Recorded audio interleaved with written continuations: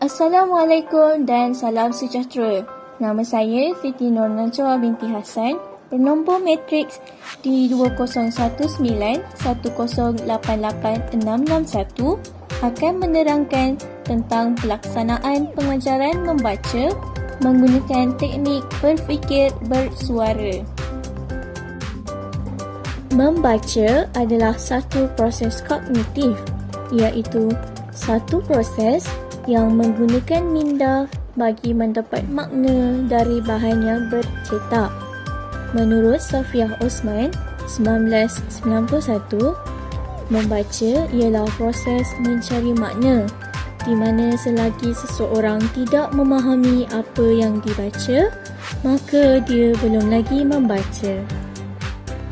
Terdapat beberapa teknik membaca secara kritikal yang digunakan oleh guru ketika sesi pengajaran dan pembelajaran bagi meningkatkan pemahaman pelajar ketika membaca dan pada masa yang sama wujudkan kemahiran berfikir secara kritikal dalam kalangan pelajar.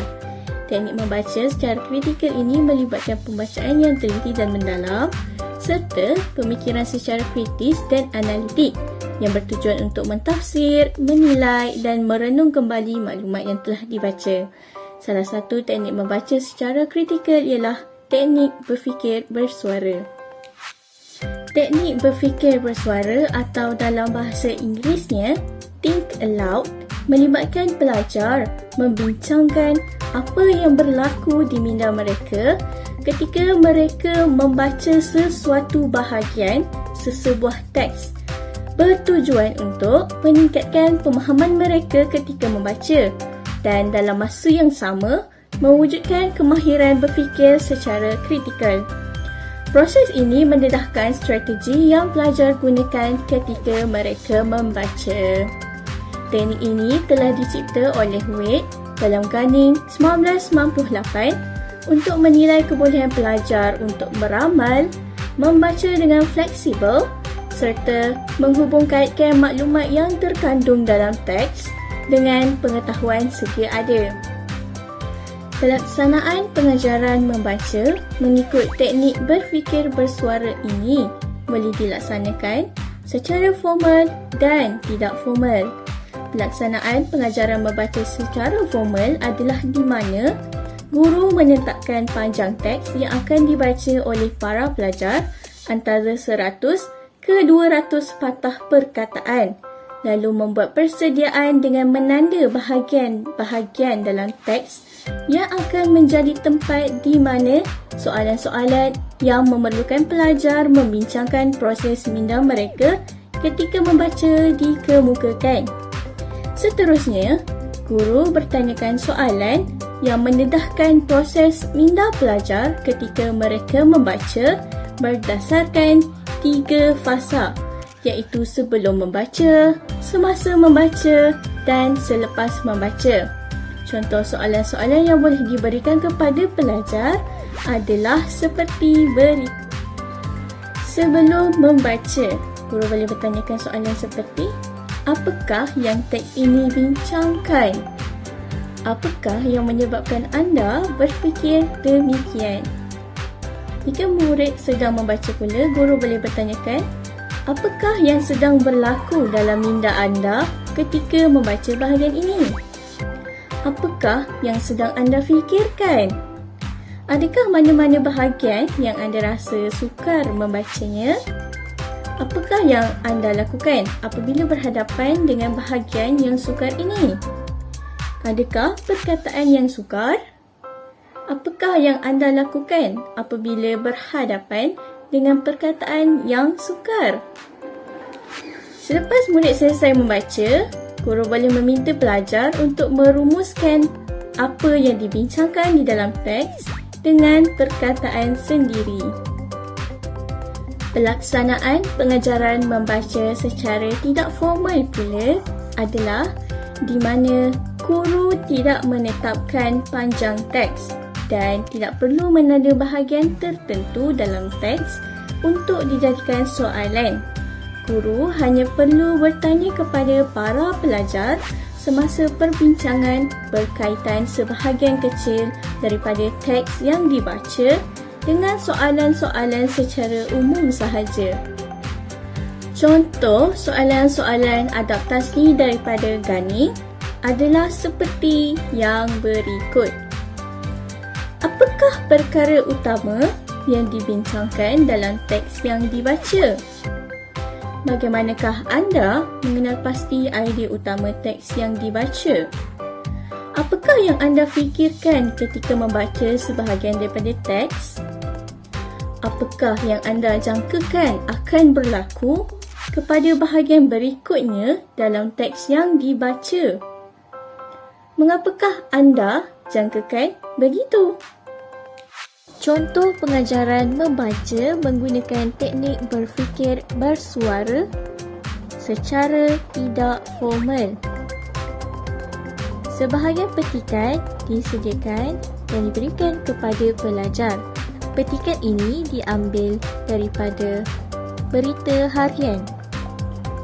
Berdasarkan petikan, beberapa soalan ditanyakan kepada pelajar. Seperti, yang pertama. Apakah perkara utama yang dibincangkan dalam teks yang dibaca?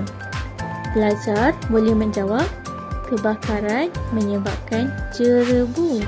Baiklah. Soalan yang kedua, bagaimanakah anda mengenal pasti idea utama teks yang dibaca? Pelajar boleh menjawab, membaca permulaan perenggan kerana kebiasaannya isi utama berada pada ayat pertama atau ayat terakhir dalam sesuatu perenggan. Soalan yang ketiga, apakah yang anda fikirkan ketika membaca sebahagian daripada teks? Pelajar boleh menjawab, negara Malaysia sering dilanda jerebu hampir setiap tahun. Soalan yang keempat pula, apakah yang anda jangkakan akan berlaku kepada bahagian berikutnya dalam teks yang dibaca? Mengapakah anda jangkakan begitu? Pelajar boleh menjawab seperti, indeks pencemaran udara IPU dinyatakan. Ini kerana IPU dinyatakan sebagai bukti pernyataan kebakaran akibat cuaca panas menyebabkan jerebu. Baiklah, seterusnya, bahan bantu mengajar. Terdapat beberapa bahan bantu mengajar yang boleh digunakan dalam melaksanakan pengajaran dan pembelajaran menggunakan teknik berfikir bersuara secara formal maupun tidak formal. Bahan bantu mengajar yang dipilih untuk digunakan mestilah bersesuaian dan berkaitan dengan matlamat dan objektif pembelajaran, menarik, mudah alih, praktikal, jimat dan mudah digunakan.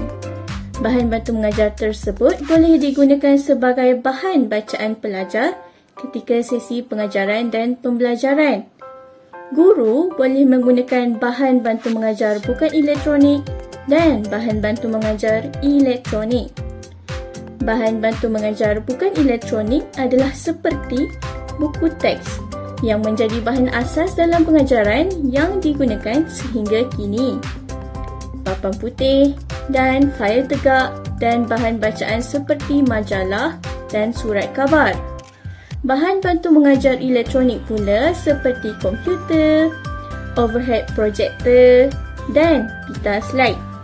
Bahan ini semakin banyak digunakan oleh guru-guru kerana ianya mudah dihasilkan, menarik minat murid dan mengikuti peredaran zaman. Secara kesimpulannya, perkaitan antara makna yang terdapat dalam minda seseorang pembaca dengan makna yang terdapat dalam teks yang dibaca sangat penting bagi memperoleh manfaat sepenuhnya dari bahan yang dibaca. Oleh itu, teknik yang sesuai mestilah digunakan oleh guru dalam pelaksanaan pengajaran membaca seperti teknik berfikir bersuara. Teknik berfikir bersuara dalam pengajaran membaca dapat meningkatkan daya pemikiran kritikal dalam kalangan pelajar melalui keupayaan boleh meramal apa yang sedang dibaca dan menghubung-kaitkan maklumat yang terkandung dalam teks dengan pengetahuan sedia ada mereka, serta meningkatkan keupayaan pelajar untuk membaca dengan fleksibel. Melalui teknik ini juga dapat meningkatkan kesedaran kepada pelajar, kemampuan membaca mereka melalui keupayaan mereka menceritakan proses yang berlaku dalam minda mereka ketika membaca. Pemilihan bahan bantu mengajar pula perlu sesuai dengan peredaran masa dan zaman dan perkembangan bidang pendidikan pada abad ke-21 ini, agar pembelajaran yang lebih berkesan mampu diwujudkan di dalam bilik darjah. Sekian daripada saya. Terima kasih.